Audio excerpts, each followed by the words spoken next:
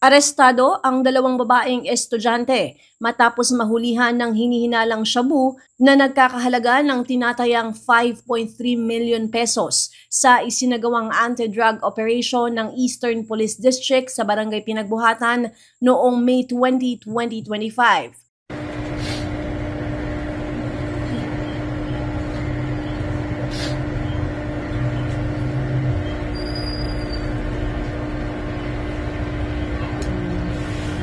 Kinilala ng pulisya ang mga suspect sa mga alias na Emma at Christy, parehong 18 anyos at mga residente ng Pinagbuhatan.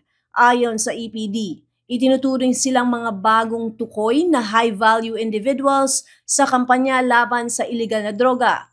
Nasabat sa operasyon ang 10 pakete ng hinihinalang shabu na may kabuuang timbang na 792.44 grams.